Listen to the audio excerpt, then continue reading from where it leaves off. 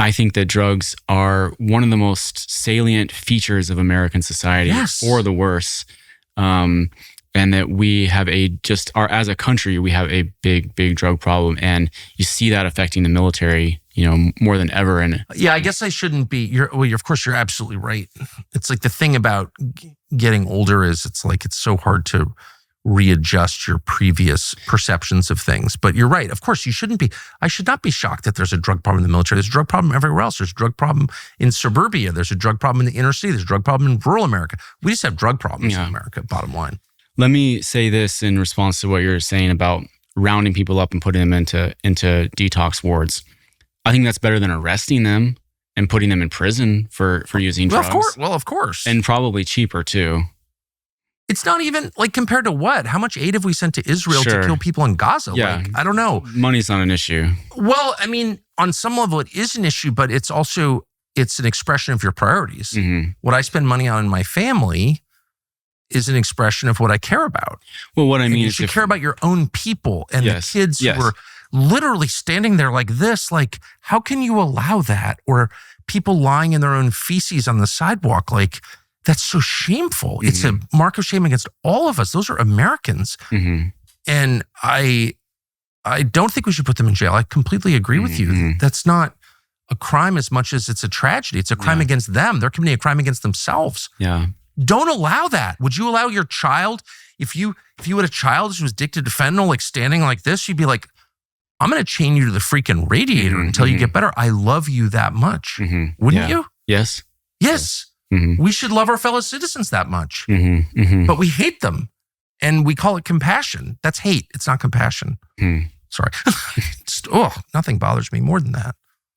It is upsetting to see the degree of degradation in this country. That's the word. As a result of the drug industry. They're human beings. Yeah. And they've been reduced to something less than human beings. Yes. And there's a lot of factors that go into that. There's a lot of causes. And one of them is something we're really not here to talk about today, but it's the downward mobility that we see in our society and the lack of economic prospects that people have. I strongly agree. Especially if they don't have an elite education. Yep. The cost of housing. There's a lot of reasons why I totally agree. End up like zombies. But you could also, yes, I say that often. I mean it sincerely. And we're a tiny number of the worst people are taking all the money. I totally agree with that. Oh, you're a socialist. No, I'm not. I'm an American who remembers a middle-class country, and I would like to have that again. That's it. Even though I'm not middle class, but anyway, whatever. Leaving that aside, you can say there are a lot of reasons your house is on fire, but the first response is to put it out. Mm-hmm. We probably should upgrade the electrical after this or put a lightning rod on the roof or whatever. We can take steps to prevent it happening again. But right now, you need hoses and water. And if you see Americans dying of drugs on the street, you have to stop that immediately. Those are human beings with souls. They're your countrymen. Mm-hmm. And I think that, the government now under Trump, what they're trying to do is declare war on Mexican drug cartels or on the Venezuelan government. And this, I think, is totally misguided and will be ineffectual if they actually go through with it.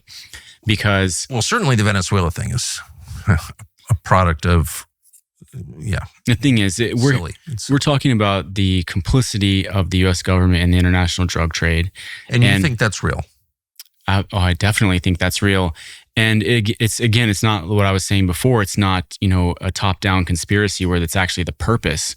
It's a side effect of our imperialism and the permanent war paradigm. And in Mexico, I've spent a lot of time in Mexico before I was working on this book as a reporter, reporting on the drug wars there, the cartel wars there. And it's one thing, Trump can tell people, he can tell his voters, we're going to declare war on Mexican drug cartels. And people will buy into that because they see them, they as vicious criminals and murderers who are pumping drugs into this country. So it's easy to see why they would be for that. But I feel that way. I see them that way. Well, the reality is that Mexican drug cartels don't really exist in the same way that we've been taught to believe in them by Netflix and Hollywood. In fact, there's a recent book. It's an academic book it's not the easiest to read, but I think it has an important thesis. It's by a Mexican academic named Osvaldo Zavala, and it's called Drug Cartels Do Not Exist. What he means by that provocative thesis is that there are not the type of organizations that we see represented in shows like Narcos. Take El Chapo Guzman, for example, the famous drug lord who was captured, I guess, 2015, 16. The U.S. government to date has seized no assets belonging to him. None. Why is that? I thought he was one of the world's richest men. He's on Forbes' list. He's one of the world's richest men. No assets? None, zero. We reserve that only for Russian oligarchs. Well, I don't think they can find any. They can't find any because the drug industry in Mexico is incredibly complex. The first thing to understand is that it's not a collection of organizations, it's a market.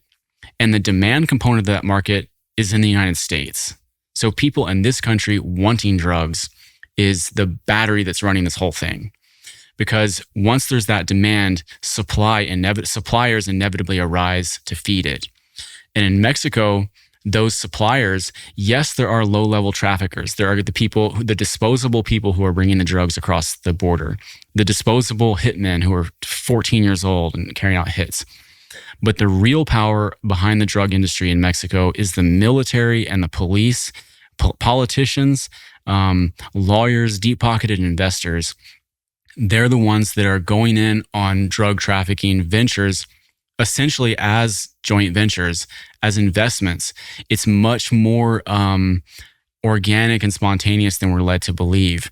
The organization, to the extent that it exists, can be found in high-level, Army generals or high-level police officers who are taking a cut from all the little fish who are swimming through certain drug trafficking routes.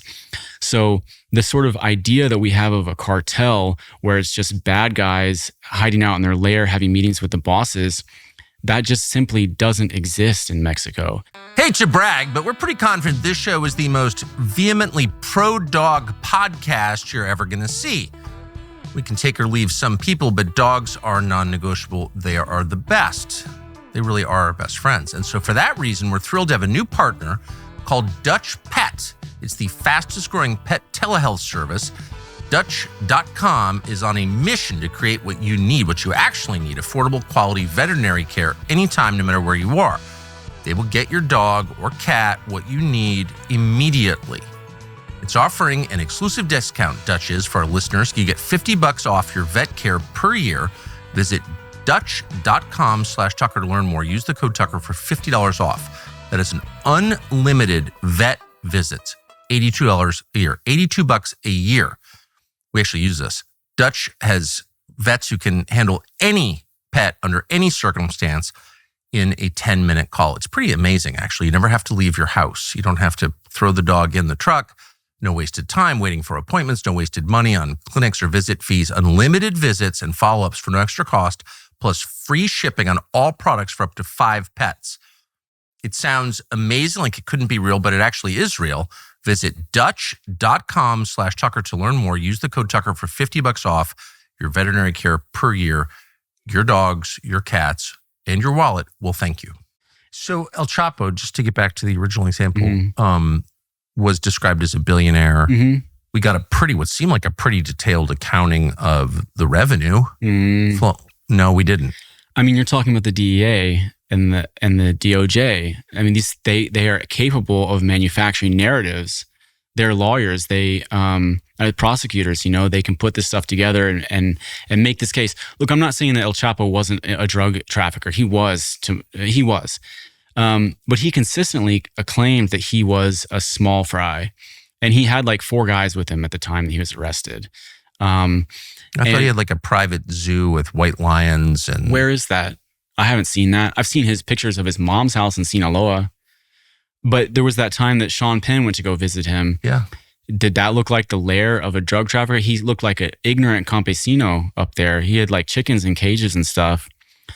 And he was clearly a very naive person when Sean Penn interviewed him. Like he was entrapped into this by a desire to give flowers to Kate Del Castillo, the Mexican actress who was with Sean Penn. I digress to some degree. The point But is, the bottom line is I just want you to say it again, the U.S. government, nor the Mexican government, has never confiscated any of this wealth that's right. that we were told he had. That's right. Because the real power behind the drug industry in Mexico is the political class that's like this with the United States security state. That is fun, that gets all of their, the Mexican army.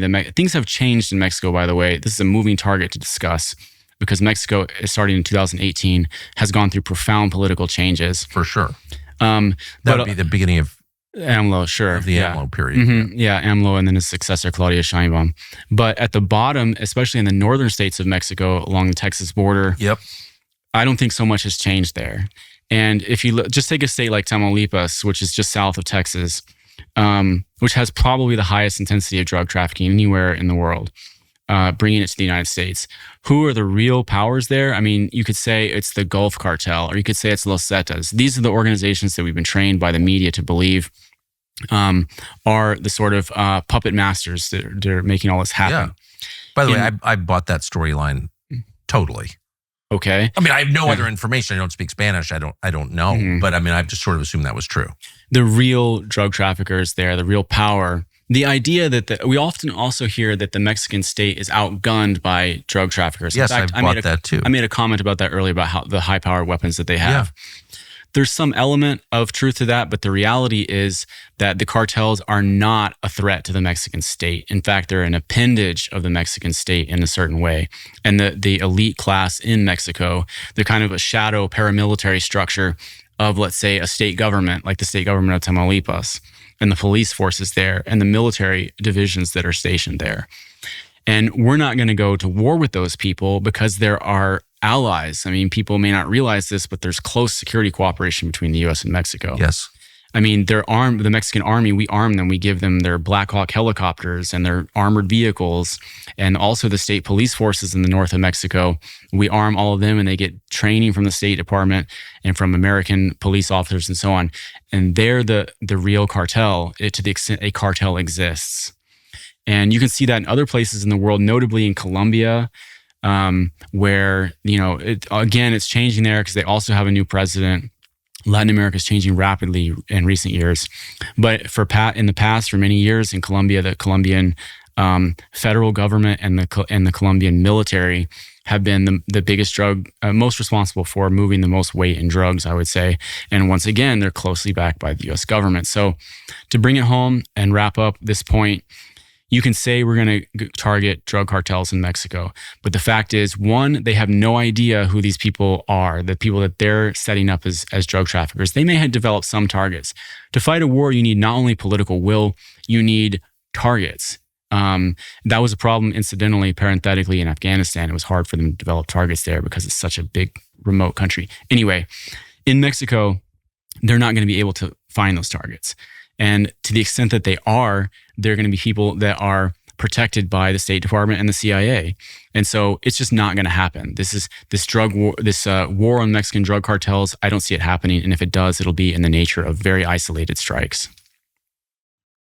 So what is the answer? You have to address the demand. The demand is what's causing all this. So long as why can't anyone just, here's what I don't understand. Sobriety is good. Okay, sobriety is the key to joy and productivity and like having a useful life, making it worth being here. I agree. In the short period that we are. I believe that through much experience. I've never heard any leader in our country say that. Thanks for watching our YouTube channel. We hope you'll subscribe to it. And by the way, you can hit the little bell on there and get notifications every time we produce a video. We hope you'll do that also.